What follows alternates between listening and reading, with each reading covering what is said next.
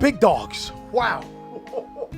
I may have to take back some things that I said about Live Twin post Alliance Inside. In my best decks tier list post Alliance Inside, I labeled Live Twin as a very playable deck. I think that was a mistake. This could be one of the best decks in the game. It actually just might be one of the best decks in the game. In today's video, not only will I break down a Malice deck that of course you can always use, improve, and upgrade to your liking, I'll also be providing budget options for players that may not be able to afford the deck on a baller level, because not everybody wants to spend hundreds to thousands of dollars on a Yu-Gi-Oh deck. As the president of a major corporation, I have to do that every day.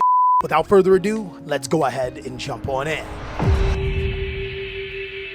What's going on with y'all big dogs? And it is an amazing day for Yu-Gi-Oh! I hope that's your day phenomenal. But if it isn't, don't let what happened at the beginning of your day ruin the rest of your day.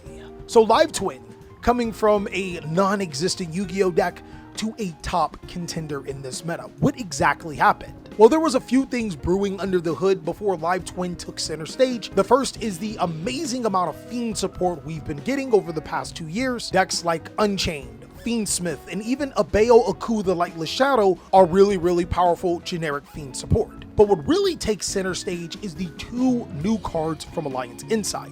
Live Twin Leela Suite is an incredible Yu-Gi-Oh card. Having it in your hand means that you can stop your opponent from stopping you, but its best effect is being able to summon itself from the graveyard. An Evil Twin Kisa Kill deal is also insane. The fact that it is a 1-card Link 1, just requiring a Kisa Kill monster that can send any Leela monster from your deck to the graveyard. Really powerful if you're trying to send Leela Suite. It also just so happens to be a light Fiend monster, meaning that this card is full Fiendsmith combo. Now, before we break down the deck and the ratios I play and how these cards make the deck ridiculously strong, I want to talk to you guys about the best sleeves on the planet. The go-to sleeves here, big dog, will always be Raven Wing, and you can go ahead and pick up your sleeves at TheCaliEffect.com. It's in fact the sleeves that I'm using for this very video. And I also want to 100% confirm the new Millennium rubber mats are 100% on the website too. You guys have been on my head, oh my god, for these mats, and I apologize guys, but they're finally up. I'm actually going to be using one for this deck profile in case you want to know what it looks like.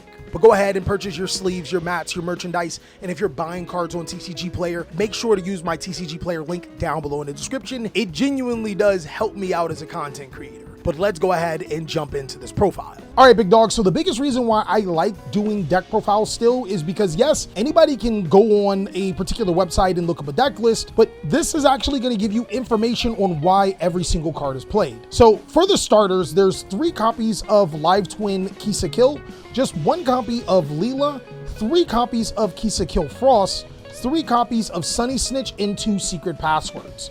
Now, mathematically, it's really important that you play at least 12 starters in your Yu-Gi-Oh deck. And the reason why is because you have about an 87% chance to open at least 1, and I believe about a 50% chance to open 2, which is pretty perfect for numbers. And the reason why we're playing the certain ratios that you see is because Live Twin Kisa Kills are actually a 1-card combo now because of the new Link 1. So even if Live Twin Kisa Kill does get negated by an Infinite Impermanence or Effect Veiler, you can still full combo unlike what used to happen in the old days. But even if you do open your Leela monsters, which is just 1 copy of Leela Treat and 1 copy of Leela Suite, it pretty much means that these cards, your Live Twin Kisa Kill Frost, are still extenders for these 3 monsters. Now, it really sucks that we don't have a Leela Link 1, but I think that that was intentional. I also am pretty confident we're going to be getting one later on in the future. So the biggest reason why I think that Live Twin is one of the best decks in the game is because it is a 1-card combo Yu-Gi-Oh deck. If you go back and look at some of the strongest decks in Yu-Gi-Oh in this era, Snake Eyes, Yugioh, Malice, all of those are 1-card combo Yu-Gi-Oh decks. This one's a little bit more reminiscent of Snake Eyes simply because you can play legit 1-card combos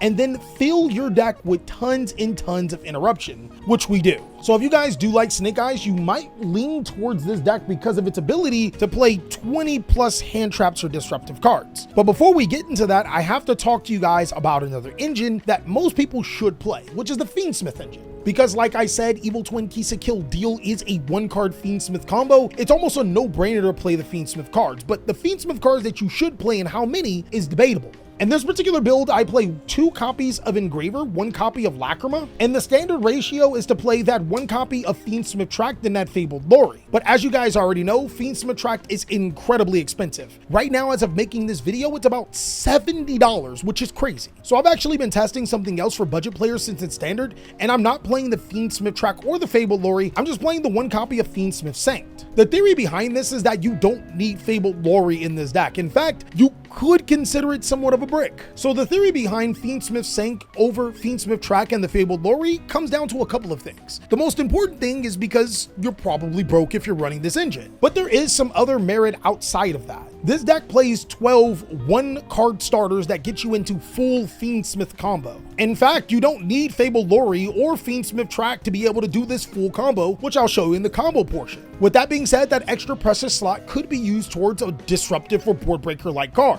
But of course, it's not a TheCaliEffect video without a controversial take, something to get your brain flowing. I don't necessarily think the Sanct line is better than the Tract, but if you guys are on a budget, this significantly cuts the cost of the deck. Now, the next cool thing about Live Twins is that there's like this many disruptive cards in the deck. Every single one of these cards are disruptive, and of course there's going to be more bold takes here. For the counter cards, I play 3 copies of Fiendsmith Droplet, 1 copy of Crossout, 1 Triple Tactics Talent, and 1 Call by the Grave. At this current time, I think that Forbidden Droplet is low-key mandatory, and the reason why is because your hand traps will probably force your opponent to build a half board, and Droplet can clean up the rest. This is a 1-card combo Yu-Gi-Oh deck, so you only need 1 card to combo. And then of course, Tactics Call by Crossout to be able to stop your opponent's hand traps. From there, the rest of the hand traps is 3 copies of Mole Chummy Flawless. If you guys can't afford this, that's fine. There's 3 copies of Effect Veiler, 3 copies of Ash Blossom, 3 copies of Infinite Impermanence. Now that brings the hand trap count up to 12, which again gives us an 87% chance of opening 1, I think a 50% chance of opening 2, but we go a lot further than that. I actually play 2 copies of Ghost Bell and Haunted Mansion, 2 copies of DD Crow, and 2 copies of Ghost Ogre. Now these last 6 hand traps are debatable, and if you can't afford Mole Chummy Flawless, you can drop them for Nibiru to Primal Beings, or you can drop them for one of each of these hand traps. But I think that Ghost Bell is sneakily one of the best hand traps, especially for this deck. The reason why I really clung on to this card is because DD Crow can be a potential problem for this deck. So can Ally of Justice Psycho Reader.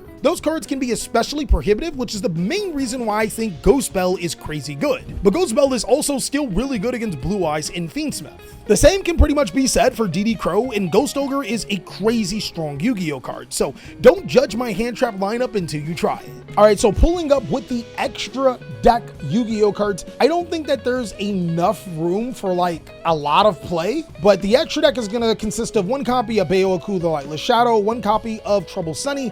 I had a really hard time like playing 1, but it seems to work out. 1 Agnum Day, 2 copies of Leela. This is a card that a lot of players have been dropping down to 1, and I don't feel comfortable with, especially since they also dropped the Kill down to 1, but hey, your deck. 1 Sequence, 1 SP, 1 Requiem, 1 Wave King, 1 Necroquip, 1 Desiree, 1 of the Kill deals, and 1 Jin Buster. Now, outside of Fiendsmith Requiem, this deck can be incredibly cheap. I mean, don't quote me on the price here, but I think this deck can be built in about $75, depending if the Gooners haven't gooned out and bought all of the other cards that are accessible for this deck. But I genuinely like that Live Twin is a cheap, competitive Yu-Gi-Oh deck with a really powerful 1-card combo. And speaking of that combo, I'm gonna show it to you. All right, big dog, so the biggest reason why I love this combo is because it literally requires any Kill monster to do. If this card somehow gets negated, that's actually fine. We'll even start off by normal summoning Kill and saying our opponent uses Effect Veiler on it. From here, we'll use the Kill into a Link Summon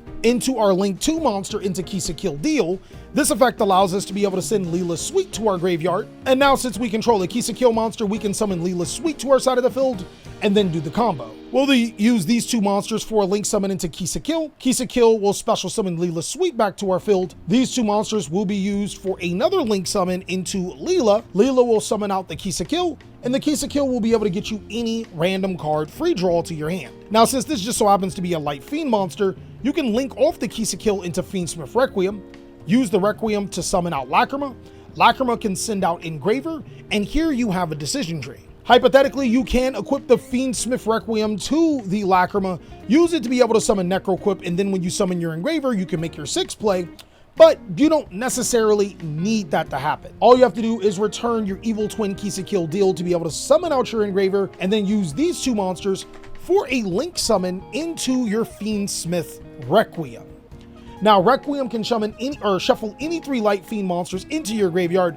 Make sure you shuffle these 3 Light Fiend monsters, because I've seen some goofball do some goofberg things to summon out your Fiendsmith Desiree. From here, you use your Sequence and your Leela monster for a link summon here. You'll summon out your Evil Twinned Sunny to your side of the field. You'll then use the effect of Trouble Sunny, tributing it off to be able to summon back your Evil Tool monsters, and you're going to link summon one more time. You're going to summon Abayo Aku, the Lightless Shadow, and then use its effect to banish itself by discarding that card that you drew to be able to summon out your Evil Twin Trouble Sunny. Lastly, you probably should have did this as soon as possible. You'll equip the Sequence to your side of the field, and this card will return to your side of the field. And as you can see, with just one combo, you get a Fiendsmith Desiree with 2 attachments to it, a Trouble Sunny, which contribute itself to be able to summon out 2 live twin monsters, 1 for a destruction and 1 for a draw. You also have a Bayo Aku to be able to summon out the live twin Trouble Sunny back to your side of the field, or use this effect to be able to destroy a monster on the field. Now, one thing that I cannot predict is the hand traps or the scenarios that you'll be